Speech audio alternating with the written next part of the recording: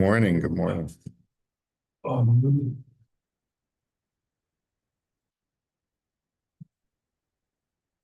Gentlemen,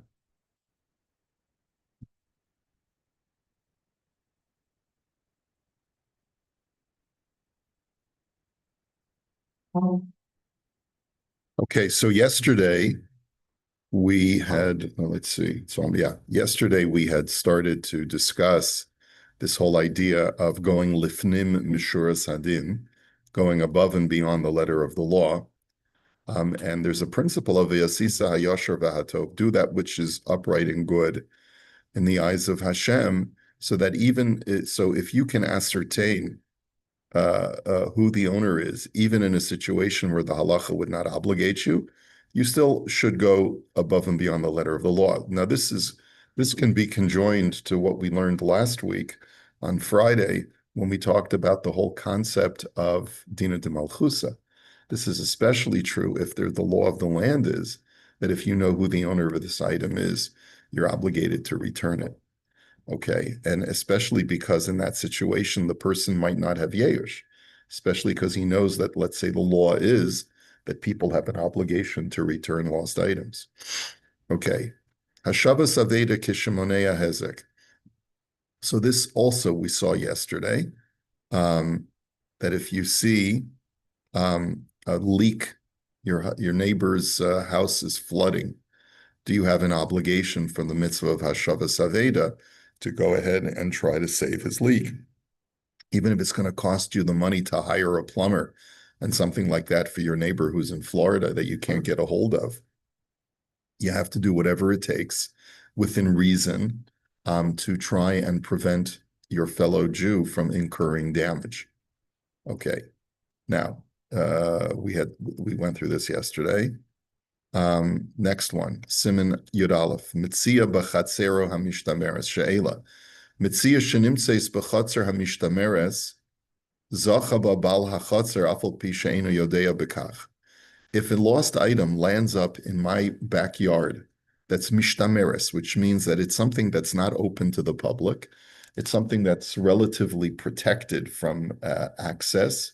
So I immediately acquire it if it's something that's hefker, even if I don't even know about it. That's the halacha. Mahadin kishalo ala al daito shemitziyazu tabula chatzero. What if a person never thought that such an item would ever land in his property? Let's say something drops from a plane, and it happens to be like a briefcase filled with cash, right? Or something like that, and just by pure chance it ends up landing in my backyard. Okay, Hayim gamba ofen hazeh zachselo chatzero. Do we say that in that case too, my courtyard acquires the object for me? Odafka bedavar sheshchiach v'rogel lihimatzei b'chatzero kegon tzivi o gozal basada v'chol kayotze bazeh konolo chatzero. Or is it only for things that are likely to land up in my backyard? Let's say I live in a rustic area, and deer are constantly running through my property. And let's say an animal gets stuck on my property, then maybe you could argue that I'm kona the animal, but because that's something that regularly occurs.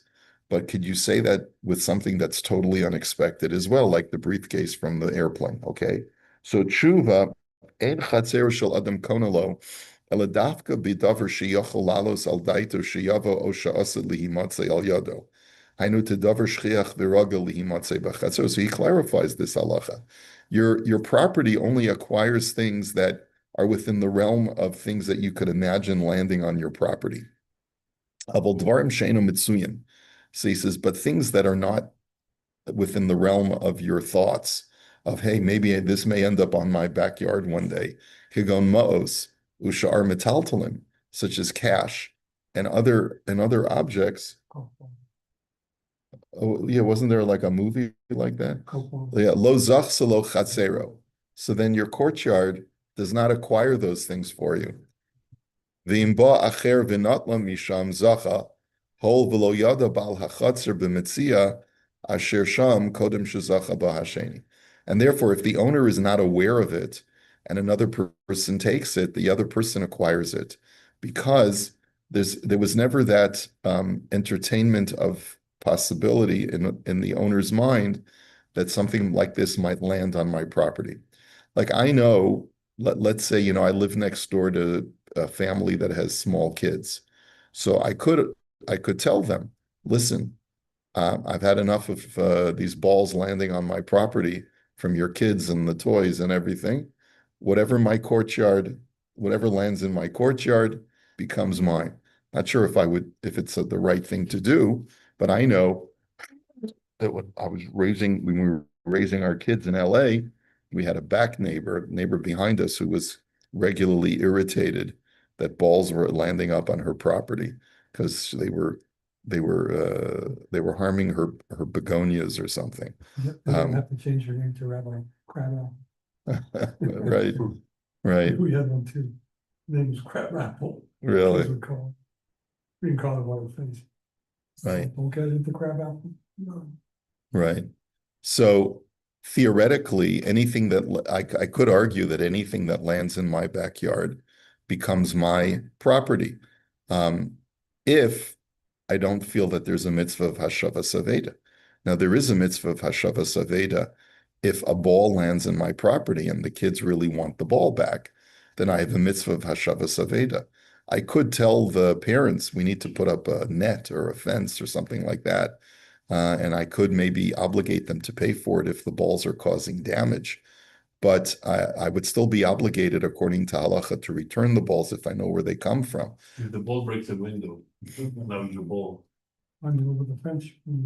Who is responsible for the window? Well, we learned before that a parent is not liable for damage that's caused by their child. However, there are Dina de Malchusa issues that apply today, and you would have to abide by Dina de Malchusa. If the Dina de Malchusa, which I think it does, holds a parent liable for damage caused by their minor children, so then that would be the case here as well. But we're talking about, what typically ends up in a person's backyard? Fruit that would fall from a neighbor's tree. That your courtyard would acquire on your behalf. Animals that wander onto your property and maybe get stuck on your property, that your property acquires. I'm not talking about the raccoons, no one wants those. I remember I was getting a whole bunch of raccoons coming into my backyard. For some reason, there was something there that they were attracted to, and we had to hire some trappers and to haul them away. But I'm saying, like, he talks about cases of where birds who don't fly land up on my property. So then my courtyard acquires them. A deer that wanders onto my property maybe gets stuck. That's something that I acquire. And if my neighbor tries to come onto my property and take them, he's actually stealing because my property already acquired those things. Okay, let us go on. Mitzia beveis hakneses. Oh, you find a lost object in the shul. Misha matza mitzia beveis hakneses o beveis hamedrash. Ha'im chatzer shel hektish kaina lahektish o hamotzei zacha b'la'atzma. Do we say that the courtyard or the property of the shul acquires it for the shul? Or, and let's say this is an object that doesn't have a siman. So we know that in a situation where you find something in a Rishus Harabim without a siman, you're allowed to keep it. What if you find it in a Beis HaKnesses? Do we say that the property... What's the basic message of Rishus Harabim? Well, that's the question. It's really not a Rishus Harabim because it's owned by Hektish. It's a Hektish place. It's owned by the community, but at the same time, the Beis HaKnesses has its own operating fund. Maybe the money has to be surrendered to the shul if it doesn't have a siman, because it's a makom hektish. But they sell the object and then use the funds. Yeah, or if it's cash, they could just put it in the bank. To the board, putting up a sign on the board, and we put the code and all that. What difference is it? Right. Well, that has a siman. The code has the siman. But here we're talking about something that doesn't have a siman. So tshuva hamotze mitzia beveis hakneses o beveis hamedrash zoche bola atzmo shechatzer shel hektish eino kona lahektish. And the answer is that you get to keep it because a piece of property that is hektish, that is owned by, that is dedicated to God, shall we say, does not acquire the objects that are found upon it. And he quotes in the footnotes, he quotes all of the sources. Robert, what happens if you find something in the base of Mars? Is it the same with the Hegdish? No. I don't think that has the status of hektish. Yeah. Whoever's stone is closer to the rest of the. If it's a checkmate out to one of the deceased, then it's less valuable, is it? Don't mess with the dead guy. Now, he does quote from the Chuvas Van Hagos of Rav Sternbach that he says, what if it's a shtibel that's owned by a guy? Let's say, this K55 or someone else has a shul in their basement. Rabbi Gisselson. Rabbi Gisselsen's place, that belongs to Rabbi Gisselson. So if someone finds cash in his property, that belongs to Rabbi Gisselson. Yeah. So anything that doesn't have a simon. And so you have to distinguish between a community shul and a shtibel. I know my son had an ethical dilemma. He lives in Boca, and there's a new shtibel that's like very close to his house. All the main shuls, it's a bit of a walk for him. And in the summer, when it's really, really hot, he doesn't want to walk that far. So the shtibel had a rav, and the rav wanted there to constitute a board so that it becomes like a community shtibel. But the guy who built the shtibel says, no, I put in all this money to buy this house and put the shtibel together. I'm in control of the shtibel. So the Rav basically said, well, if that's the case, I can't stay. So the rabbi left. So the rabbi, the shtibel. So where some people are saying you shouldn't daven there because they didn't treat the rabbi right, and what is this? He said he was going to do a board, and then it was a fake board or whatever. So I told my son the whole principle of a shtibel, and the reason why they call it a shtibel is because the intent was to make a place of prayer that doesn't have the sanctity of a synagogue. And any person who establishes a place for prayer in his home or on a property that he purchases has no moral or halachic obligation to turn it over to the community. He can say, I'm the sole proprietor. I'm charging a fee for you to daven here so that we can maintain the property and pay the bills. But I'm the balabas. Why would the rabbi have the issue with that?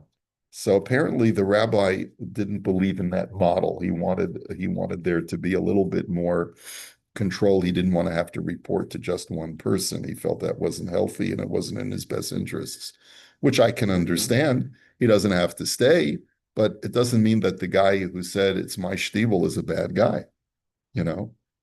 You didn't clarify it in advance that you wanted a board, or you made it like a fake board, you said? So I think the rabbi said, I want a board, and the rabbi and the balabas said, okay, we'll make a board and we'll talk. His thinking was it'll be a board that talks about, what color we paint the begonias, or whatever, what flowers we plant in the back or whatever. Like he figured, okay, they want to be able to make some decisions, but it's like I'm the controlling partner here. Yeah.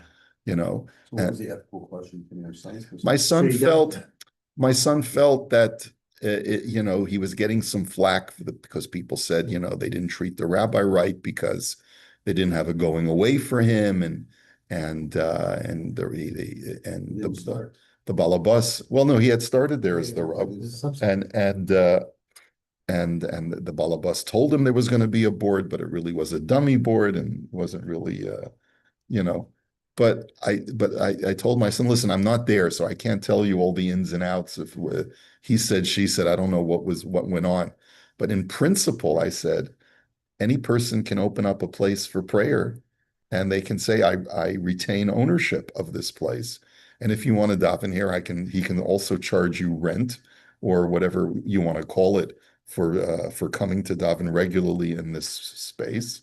But it doesn't mean that he has to relinquish it to to the community. And by the way, it doesn't have the status of hektish.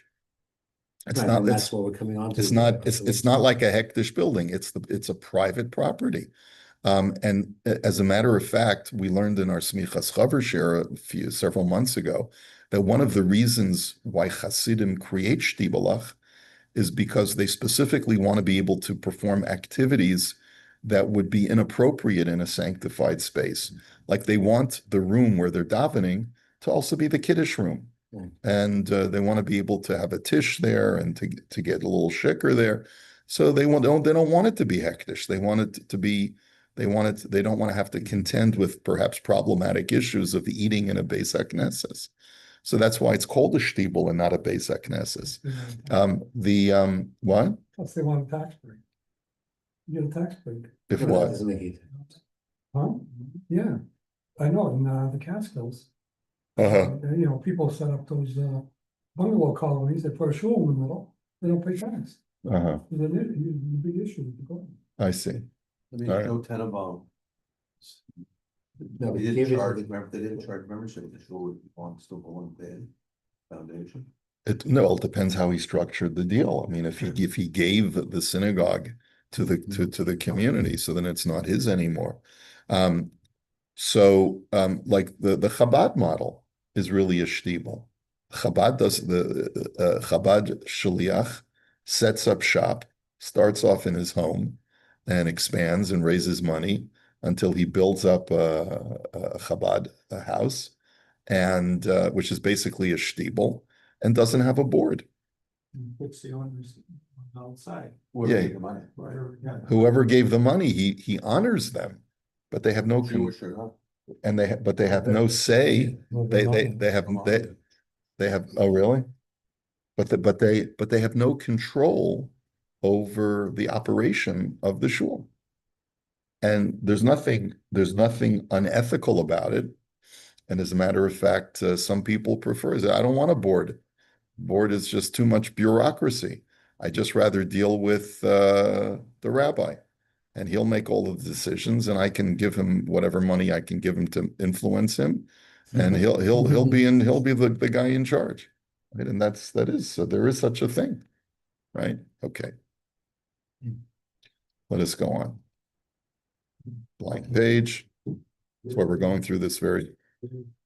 Okay, so this is now what's called the Sha'ar Halva'a, which is a whole new topic. I don't know why there's so many blank pages here. Okay, Hilchos Halva'a. So now we are ready to depart from the laws of Hashavas Aveda, and we're going to go to the laws of loans. This is something that we haven't really studied. That we did have a section in the Imre Yaakov on the laws of loans, and that you are not allowed to oppress someone when they owe you money. There are limitations. Obviously, we know you're not allowed to charge ribis. The laws of ribis are not contained in Choshen Mishpat. The laws of ribis are contained in Yoredeya. And just like the laws of tzedakah are contained in Yoredeya. And the reason for that, as we've discussed in the past, is that it's really more of a bein adam lamakom than it is a bein adam lachavera, or in the sense that by all rights you should be allowed to charge interest on loans, but it's a special restriction that the Torah places on Jews in a Jewish community, that you can't make money off of waiting for someone to use your money or extending a loan. So I don't know to what extent he's going to be discussing the laws of interest. I think he may limit himself to Hilchos Halva'a because this is a Choshen Mishpat Sefer. But let's see where he goes with this.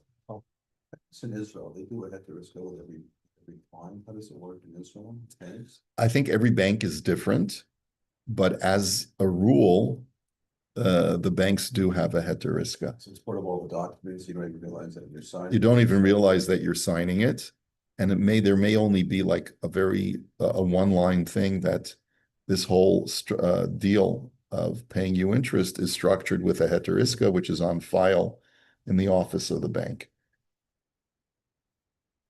which is questionable. Because isn't it supposed to be a specific document you're doing as a general document for hundreds of thousands of people who are at the bank? Isn't this, it's a whole page, the whole heter iska, it's a whole thing. It's a much larger piece of documentation, and so we went through this in our last year. This past year, we went through Hilchos Ribis, and we had a whole in the Smichas Chaver, and we had a whole unit on discussing the propriety of relying on these banks, and each bank has a different policy. So I don't know the ins and outs of which banks the poskim say are better to use, which ones are less better to use. But in general, all the banks in Israel have a heter iska. Okay. Now, mitzvahs aseh lahalvos la'aniyei Yisrael. So let's just start this. It is a positive commandment to lend money to poor people within the Jewish people. Shenemar im kesef talve es ami es ha'ani imach. So the Torah uses it starting with the word im, which usually is translated as if. If you lend money to the poor among your people, do not be an oppressor to him when you lend him the money, which doesn't imply that thou shalt lend money. It just says if you lend money, then don't oppress him. But the Gemara clarifies, Yachol Rishus, you might think that it's at your discretion to lend people or not to lend people. And if you don't want to lend people money, there's bichlal no obligation. Talmud Omar, ha'avet ta'avitenu. You shall surely give him what he is owed. So there, what is the context of ha'avet ta'avitenu? Let me just get the pasuk over here.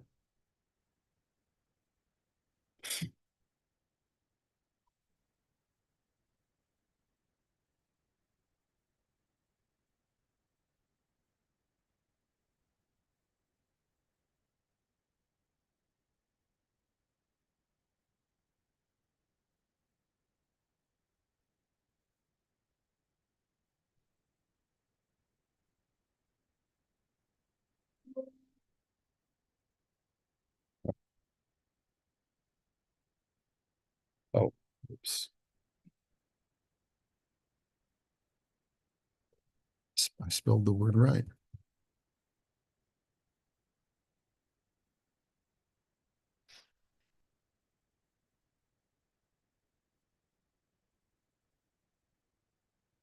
Huh. There's something wrong here. Did I not spell it right? Avate. No, I spelled it right. Ta'avitenu.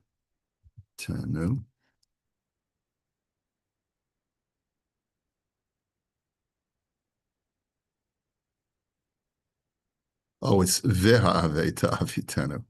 Okay. So, ki yevecha evyon me'achad achecha be'achad she'arecha ba'artzecha asher Hashem Elokecha nosein lach. When there is a person among your brethren, okay, in the land that the Lord shall give you, lo te'ametz et levavecha velo tikpotz et yadecha me'achicha ha'evyon. Do not be miserly by closing your hand from your brother. Ki patoach tiftach et yadecha lo, but rather you shall open your hand to him. V'ha'avet ta'avitenu, which Rashi says, give him what he needs to make him whole. And as Rashi says, im lo ratza b'matana, if he doesn't want an outright charitable gift, then tein lo b'halva, then give him a loan. Meaning the Torah does obligate you to lend people money if you know that someone could benefit from it. You have an obligation, provided that you have the means. Umitzvah gedola hi hatzdaka la'ani hashoel. He says, and this is this is one of the highest forms of charity. Shezeh kvar nitzrach lishol v'zeh adayin lo higia lemida zu. Because shezeh kvar nitzrach lishol, because the poor person has to really has come to the point where he needs to beg. V'zeh adayin lo higia lemida zu. I'm not sure what he means by those words. I think what he's trying to say is that the poor person is trying to avoid taking charity outright. So it is an even bigger mitzvah to lend him the money so that you can retain his dignity. It was only in Eretz Yisrael that said art so far. I know, but it applies all over. Why the Torah talks about why does the Torah here? I think there's a Rashi on that. Because we're always so reflective on, it's only the diet. Right. Clear. So what we learned from the words in the land, that in one of the gates of your land that God will give you, is Aniye ircha kodmim laniye ir acheres, is to teach you that the poor people of your own place take priority of the poor people of another place.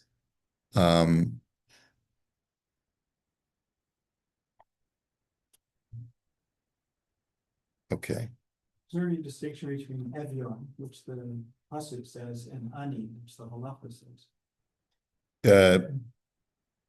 Right.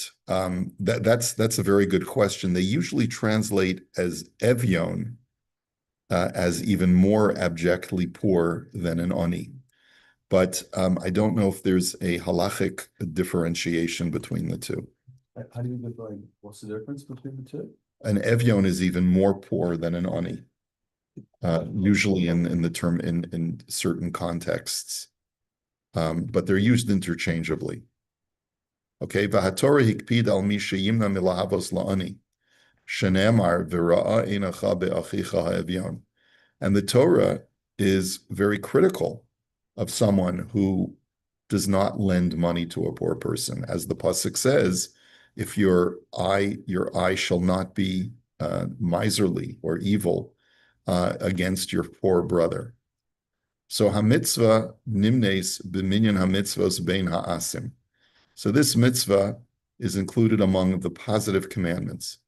V'yeshamanu hamitzvah mehakasu v'cheyachicha imach. Some say that it is included under the rubric of the words in the pasuk that your brother shall live with you, which is in Parshas Kedoshim. V'yeshamanu mitzvah salva'a mehakasu ha'avet ta'avitenu.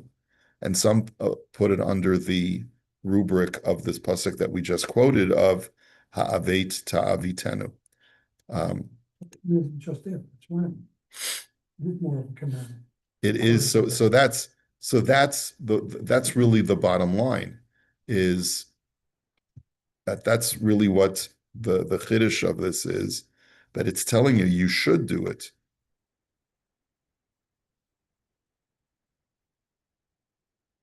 Ha'avet, the word avot is a collateral. That's what the word avot means, according to Chazal, which means that you have a right to request collateral from him in order to lend him the money. That's what the word avot means. Somebody is so poor, they have collateral. It could be they don't. Especially if they're young.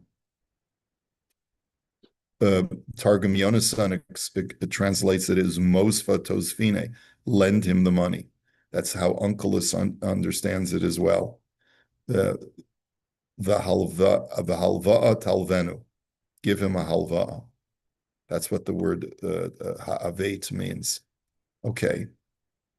Titen lo mishelcha al avoto is what the Ibn Ezra says. Give him a loan for his collateral. Okay. What's the double wording? Well, so according to one opinion in the Gemara, Dibra Torah Koloshon B'nei Adam, that many times the Torah just uses the vernacular, the way that people speak. But it could be that Chazal make a drasha out of the double language, which I'm just not familiar with. Okay, so again, it seems to be a positive commandment. Ve'in mevorchem al mitzvahs halva'a, kederch shemevorchem al shar mitzvahs she'over la'asiyasan, lefi she'ena tluya kula biyad ha'osa osa. He says you don't make a bracha on when you lend people money, just like you don't make a bracha when you give tzedakah. Like you're going to go and put a loonie in the pushka this morning before davening. You don't say Baruch Ato Hashem Elokeinu Melech Olam Asher Kiddushanu b'mitzvosav b'tzivanu laseis tzedakah. And similarly, you're not going to make a bracha when you lend somebody money. Now, there are a number of reasons why that is, but the reason here is Lefi she'eina tluya kula biyad ha'osa osa.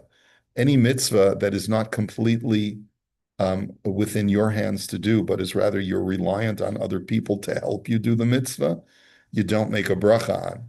She'efshar shelo yisratza bo chavero v'tispatel hamitzvah. He says because it could be that he won't want the money.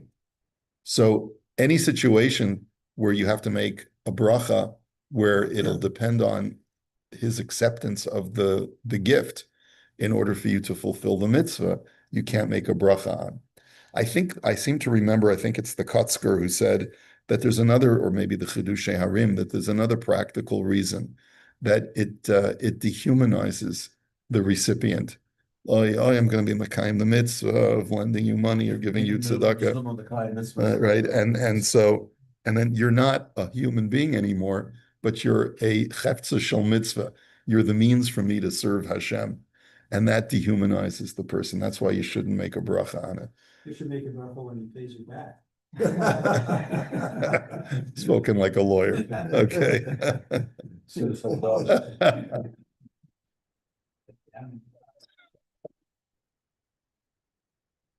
Okay. And you shouldn't delay.